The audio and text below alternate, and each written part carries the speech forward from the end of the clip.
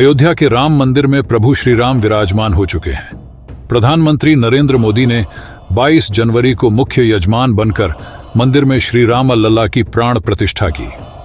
प्राण प्रतिष्ठा के बाद पीएम मोदी ने राम मंदिर परिसर में मौजूद लोगों के सामने 11 दिनों का व्रत खोला।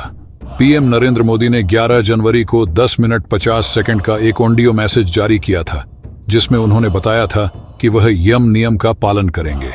11 दिनों के उपवास के दौरान पीएम मोदी ने सात्विक भोजन किया। वह सिर्फ नारियल पानी पर रहे। अपने व्रत के दौरान पीएम मोदी जमीन पर कंबल बिछाकर सोए थे। 11 दिनों के व्रत के दौरान पीएम मोदी ने 4 राज्यों के 7 मंदिरों में दर्शन किए।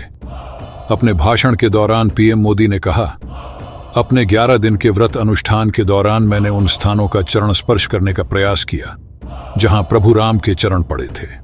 मेरा सौभाग्य है कि इसी पुनीत पवित्र भाव के साथ मुझे सागर से सरयू तक की यात्रा का अवसर मिला। आइए जानते हैं, अपने 11 दिनों के व्रत के दौरान पीएम मोदी ने किन मंदिरों के किए दर्शन। प्रधानमंत्री नरेंद्र मोदी के व्रत की शुरुआत 12 जनवरी से हुई। इसी दिन पीएम ने महाराष्ट्र के नासिक में एक रोड शो किया। फिर उन्होंने शहर के पंचवटी क्षेत्र में गोदावरी नदी के तट पर काला राम मंदिर में दर्शन किए। प्रधानमंत्री ने जल पूजन और आरती की। राम भजन में भी शामिल हुए। रामायण के अनुसार भगवान राम, भगवान लक्ष्मण और देवी सीता अपने 14 साल के वनवास के 10वें वर्ष के बाद कुछ वर्षों तक गोदावरी के तट पर रहे थे। वीरभद्र मंदिर, आंध्र प्रदेश। इसके बाद 16 जनवरी को प्रधानमंत्री की तीर्थ यात्रा आंध्र प्रदेश के लेपाक्षी में हुई। यहाँ वीरभद्र मंदिर है। पीएम ने मंदिर में विशेष पूजा अर्चना की। उनकी भक्ति में लीन तस्वीरें भी वायरल हुई थीं। रामायण में लेपाक्षी का जिक्र मिलता है। माना जाता है कि इसी स्थान पर विशाल पक्षी जटायु ने देवी सीता को लेते जाते हुए रावण को रोका था। जटायु ने यहीं पर प्राण त्यागते हुए प्रभु श्री राम को माता सीता के अपहरण की जानकारी दी थी। उन्हें भगवान राम ने मुक्ति प्रदान की थी। गुरुवयूर मंदिर और त्रिप्रयार श्री रामास्वामी मंदिर केरल। 17 जनवरी को तीर्थ यात्रा के लिए केरल पहुंचे। पीएम ने गुरुवयूर मंदिर और त्रिप्रयार श्री रामास्वामी मंदिर में दर्शन किए। प्रधानमंत्री ने त्रिशूर जिले के मध्य में स्थित गुरुवयूर में भगवान कृष्ण मंदिर में पूजा अर्चना की। इस मंदिर में पीएम मोदी एक्टर ने नेता बने सुरेश गोपी की बेटी की शादी में शामिल हुए। इस मौके पर मोहनलाल, ममूटी, जयराम और दिलीप समेत मलयालम सिनेमा के कई चेहरे मौजूद थे। रंगनाथ स्वामी मंदिर, तमिलनाडु।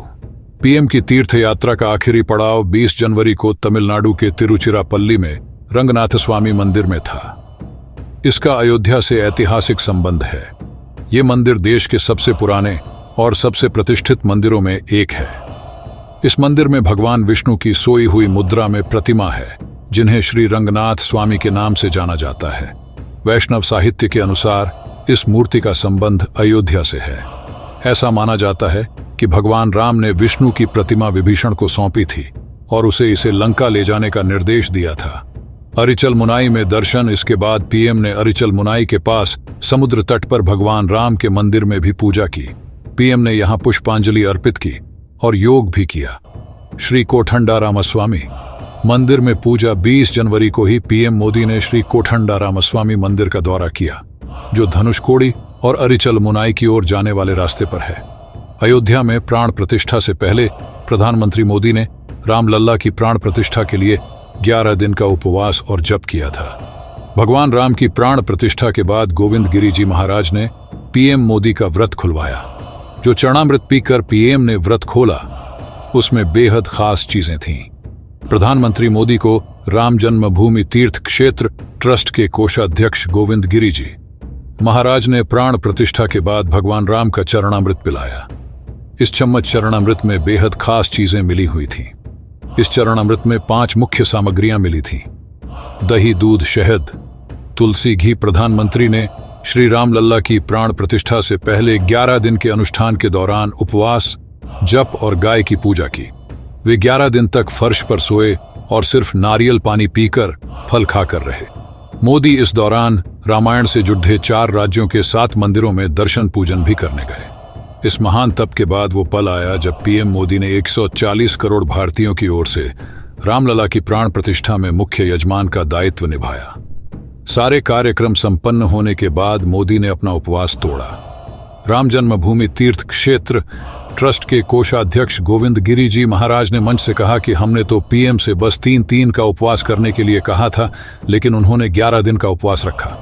स्वामी गोविंद गिरी ने कहा कि हमने 3 दिनों के लिए भूमि शयन जमीन पर सोने को कहा, लेकिन इतनी ठंड के मौसम में उन्होंने 11 दिन भूमि शयन किया।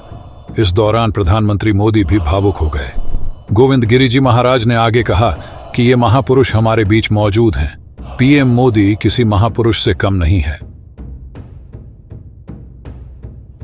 रामाय रामभद्राय रामचंद्राय वेदसे रघुनाथाय नाथाय सीताय पतिये नमः।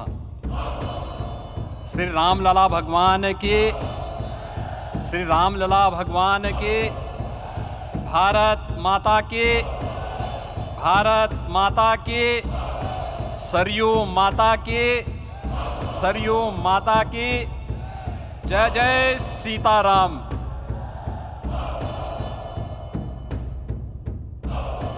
रामोत्सव के आज के इस कार्यक्रम के मुख्य अतिथि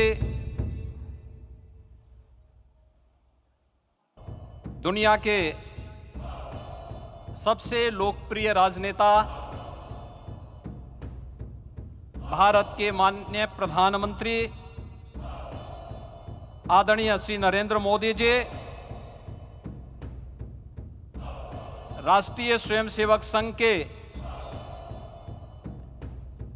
माननीय सरसंघ चालक श्रद्धेय डॉक्टर मोहन भागवत जी, प्रदेश की माननीय राज्यपाल श्रीमती आनंदीबेन पटेल जी, श्री राम जन्मभूमि तीर्थ क्षेत्र न्यास के अध्यक्ष पूज्य महंत नृत्य गोपाल दास जी, श्री राम जन्मभूमि तीर्थ क्षेत्र न्यास के कोषाध्यक्ष पूज्य स्वामी गोविंद देव गिरी जी, महासचिव सम्मान्य श्री चंपत राय जी, देश के कोने कोने से यहां पर पधारे पूज्य संतजन, अपने अपने क्षेत्र के नेतृत्व देने वाले सभी उपस्थित महानुभाव, रामोत्सव के इस पावन पर्व के अवसर पर आदरणीय प्रधानमंत्री जी का मैं आप सबकी ओर से हृदय से स्वागत करता हूं, अभिनंदन करता हूं। इस अवसर पर पधारे राष्ट्रीय स्वयंसेवक संघ के सरसंघ चालक आदरणीय डॉक्टर मोहन भागवत जी का, अन्य समागत अतिथियों और महानुभावों का मैं हृदय से स्वागत करता हूं, अभिनंदन करता हूं। प्रभु रामलला के भव्य दिव्य और नव्य धाम में विराजने की आप सभी को कोटि कोटि बधाई। 500 वर्षों के लंबे अंतराल के उपरांत आज के इस चिर प्रतीक्षित मौके पर